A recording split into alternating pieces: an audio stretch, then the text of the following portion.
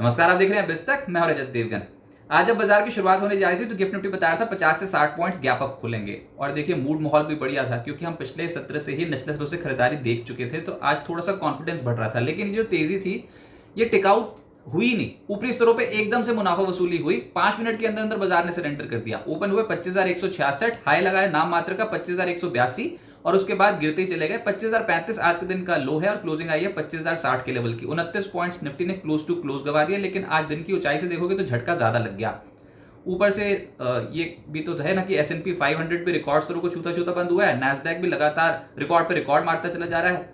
हमारे यहीं आफत आ रखी है और हम जब जब ऊपर जा रहे हैं तो पिटाई हो रही है। 196 पॉइंट्स निफ्टी बैंक हल्का हो गया, 56,756 के लेवल पे बंद हुआ है। लेकिन ऊपर से देखोगे तो झटका ज्यादा था। सेंसेक्स भी 13 अंकों की गिरावट के साथ 82,186 के लेवल पे बंद हुआ, लेकिन बार बार कह रहा हूं कि ऊपर ले जाकर पटका है। दिक्कत तो ये है ना कि निफ्टी में आज के दिन का आई है 25,182, क्लोजिंग आई है 25,060, यानी कि 122 अंकों की गिरावट देखने को मिली हायर लेवल से। और निफ्टी बैंक भी इंट्राडे हाई है 57,286, क्लोजिंग आई है 56,756, यानी कि 530 अंकों की गिरावट इंट्राडे हाई से।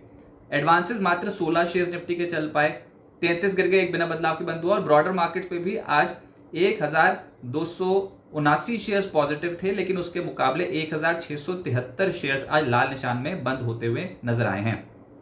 निफ्टी गेनर्स में आज सबसे तेज चलने वाला स्टॉक बना इटर्नल, जोमैटो का स्टॉक। कल से ही खरीदारी लगी हुई थी, पोस्ट रिजल्ट्स बहुत ही स्ट्रॉन्ग एक्शन। और खरीदारी कितनी थी आज परसेंटेज टर्म्स में? 10.25% का रिटर्न इसने क्लोज टू क्लोज दिया। दिन में तो इससे भी ज्यादा तेज था। हुआ ये कि नतीजों के बाद ब्रोकिंग हाउसेस की रिपोर्ट आई, जेफरीज ने बोल दिया 400 का टारगेट। अब 400 का टारगेट तो बहुत ज्यादा है, तो उस लिहाज से इसमें एकदम से खरीदारी बननी शुरू हुई दिन के दौरान। शुरू में जैसे बाजार ओपन हुआ था वैसे ही इटर्नल होना शुरू हो गया था। तो जेफरीज का टारगेट था 400, मैक्वेरी का टारगेट था 150। अब बताओ किस पे भरोसा करें? बाजार ने भरोसा कर लिया जेफरीज पे और ये स्टॉक आज देर दरादन ऊपर चला गया 10.25% ऊपर। फिर HDFC लाइफ 1% चढ़ा है। हिंडाल्को, टाइटन, इन स्टॉक में भी 1% के आसपास के रिटर्न है और BEL भी चढ़ गया। निफ्टी लूजर्स की संख्या ज्यादा है और उसमें श्रीराम फाइनेंस सबसे ज्यादा टूटा है 2.25%। फिर आयशर मोटर, जियो फाइनेंशियल 2% के करीब टूट गया। अदानी पोर्ट्स और बजाज ऑटो भी सरेंडर करके 2.25%। F&O गेनर्स में इटर्नल नजर आएगा। इटर्नल ही हो रहा था मार्केट में आज के सत्र में। जोमैटो छा गया आज, तो 10% ज्यादा ये चढ़ा। फिर इन्फो एज यानी कि नौकरी, इसकी होल्डिंग है इटर्नल में, तो फिर ये स्टॉक भी चढ़ गया 4% ज्यादा। एंजल 1 3.5% ऊपर, पेटीएम 3.25% ऊपर। रिजल्ट्स आए हैं, उसका इंपैक्ट भी देखने को मिलेगा कल के सत्र में पेटीएम में। और हेवल्स पोस्ट रिजल्ट्स 3% चढ़ता हुआ नजर आया। F&O लूजर्स में 361 आज एक ब्लॉक डील हो गई और उसके कारण इसमें आज 6% का क्रैक था। इसके अलावा आरती इंडस्ट्रीज 4% नीचे, AU बैंक 3.5% नीचे, कैनरा बैंक और मदरसन भी 3.5% नीचे चले गए। मिड कैप गेनर्स में AGI ग्रीन पैक ये चढ़ा है आज और रिटर्न्स थे लगभग 15% के। फिर तिलक नगर पिछले कुछ दिनों से अट्रैक्टिव बेट हो गई है मार्केट में और आज भी 12% ऊपर था। शारदा मोटर 9.25% चढ़ा है। इंडिया सीमेंट 8% चढ़ता हुआ नजर आया। सीमेंट पैक में आज अच्छी खरीदारी हुई है। एक स्टॉक था RH मैग्नेसिटा, RHIM, ये स्टॉक भी 6.5% चढ़ा है। बिरला कॉप 5.5% ऊपर। थॉमस कुक, रेलिगियर 5% चढ़ते हुए नजर आए। GMDC और एमक्यूर 5% ऊपर है। GMDC ने तो बहुत ही सरप्राइज कर दिया, 2 हफ्ते के अंतराल में ताबड़तोड़ भागा है ये शेयर। मिड कैप लूजर्स में किर्लोस्कर न्यूमेटिक, ये स्टॉक 11% नीचे चला गया।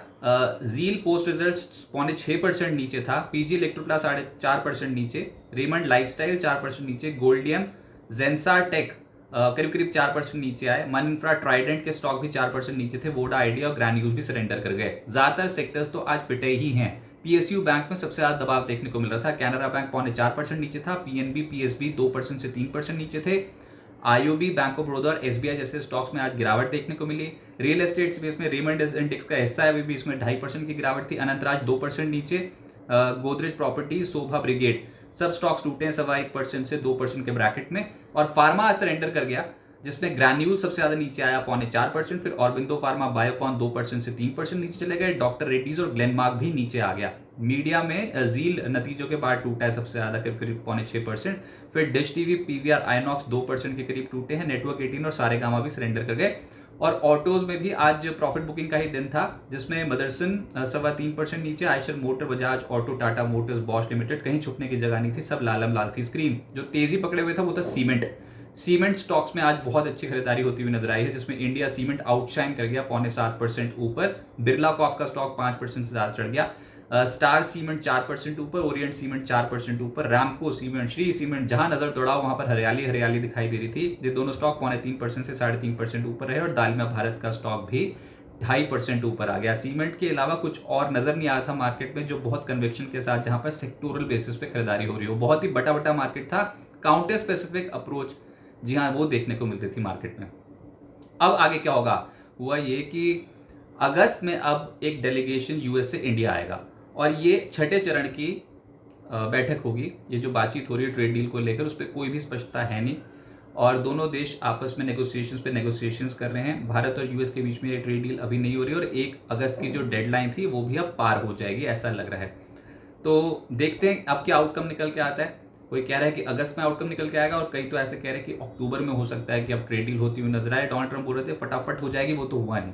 तो ये मुद्दा अभी अटक गया है ट्रेड डील का। यूएस और भारत के बीच में जो ट्रेड डील होनी थी वो 1 अगस्त तक तो ना मिनी होने वाली ना मेगा होने वाली, कोई ट्रेड डील अभी तो नहीं लग रही। उसके बाद देखते हैं जब ये छठे दौर की जो बैठक होगी ये जब पूरी हो जाएगी तो उसके बाद कुछ स्पष्टीकरण सामने आएगा, वो बताएंगे आपको। लेकिन अभी पेज तो फंस गया, रेंज में बने हुए ये बात भी समझ में आती है। 3 हफ्ते की गिरावट के बाद ये जो हफ्ता है ये एक रिकवरी का हफ्ता है। अभी आप पॉजिटिव वो वीकली बेसिस पे कल से खरीदारी होनी शुरू हुई है और सरेंडर ने किया ऊपरी स्तरों पर ले जाकर पटका है। ऐसा तो नहीं कि बिल्कुल धड़ धड़ करके टूटते चले आ रहे हो, लेकिन हाँ टिकना मुश्किल हो रहा है। इंट्राडे में जब जब ऊपर जा रहे हो रेजिस्टेंस लेवल पे आ रहे हो तो वहां पर पिटाई हो रही है। एफआईज वैसे भी नहीं खरीद रहे फिलहाल, बुल्स की ताकत उतनी है भी नहीं। एफआईज की इंडेक्स शॉर्ट पोजीशन तो देखो 85% शॉर्ट करके बैठे हुए हैं और ऐसी मार्केट में जहां पर विक्स 4% एक ही दिन में गिर गया, आज के सत्र में 11 के लेवल से नीचे आ गया। आपको पता है कि ओवरसोल्ड रीजन पे ही है। 10.75 ये रीडिंग आ रही है विक्स की। तो वोलेटिलिटी है नहीं मार्केट पे उतनी, ऑप्शन प्रीमियम गल जाएंगे, ऑप्शन राइटर्स डोमिनेट करेंगे ऐसा लग रहा है और कोई मेजर ट्रिगर ही आएगा वही बाजार को एकदम से एक फिलिप प्रोवाइड करेगा। ऊपर जाएंगे नीचे वो तो समय बताएगा, लेकिन कुछ ना कुछ तो होगा बड़ा। ये 10-11 वाला जो ब्रैकेट है ये ओवरसोल्ड टेरिटरी में है। जब भी विक्स में कोई तेजी आई तो फिर बाजार में कुछ मूवमेंट एक्सपेक्टेड है। ऊपर नीचे ये नहीं बता सकते, लेकिन हम तो ट्रेड डील का वेट कर रहे थे, वो तो हुई नहीं। अभी एक रेंज पे है और ये जो रेंज है हमने इसके कोई भी लेवल्स बदले ही नहीं। 25,180 25,250 ये ऊपर रेजिस्टेंस है। आज भी इसी जोन के आसपास पहुंचे थे, वहां से धड़ करके नीचे आ गए और नीचे की साइड 24,980 24,900 का एक सपोर्ट रहेगा मार्केट में, इसको तोड़ना भी है मुश्किल। एक पॉजिटिव डेवलपमेंट होगी, कल प्रधानमंत्री मोदी यूके चले जाएंगे। 23-24 जुलाई को ये जो यूके यात्रा है इसमें होगा ये कि एक फ्री ट्रेड एग्रीमेंट यूके के साथ साइन हो सकता है। उसका एक ट्रिगर प्रोवाइड होगा इंडियन मार्केट्स को। तो देखते हैं फिर डोनाल्ड ट्रंप की तरफ से क्या स्टेटमेंट्स निकल के आती हैं। उनकी वाली तो डील हुई नहीं अभी, ये यूके के साथ फ्री ट्रेड एग्रीमेंट अगर पहले हो गया तो ये भी तो डोनाल्ड ट्रंप को पचाना है। तो चलो कोई बात नहीं, अब पहले तो इस पर फोकस करें यूके की फ्री ट्रेड एग्रीमेंट के ऊपर। और मार्केट ये साफ तौर पर बता रही है कि मार्केट में मैनेज हो रही है पोजीशंस। क्या चल रहा था, मतलब आप ये देखो eternal, HDFC life, Hindalco, Titan, BL, इनसे थोड़ी निफ्टी हिलेगा। निफ्टी को हिलाने के लिए अपने को चाहिए banks, HDFC bank, ICICI bank, हालांकि इनका ही वेटेज आज बहुत ज़्यादा था मार्केट को संभालने में। रिलायंस इंडस्ट्री जो सरेंडर कर रहा है 2 दिनों में। इसके अलावा कुछ और स्टॉक्स ऑटो के आए, मेटल के आए, कुछ तो ऐसा हो जिसके कारण निफ्टी को कुछ हिम्मत मिले। लेकिन निफ्टी पे दूसरे स्टॉक्स चल रहे हैं तो इंडेक्स मैनेज हो रहा है और मिड कैप्स की शक्ति अभी भी बरकरार है। तो रिजल्ट्स का इम्पैक्ट देखने को मिलेगा और बाजार एक दायरे में ही फंसा रहेगा ऐसा लग रहा है।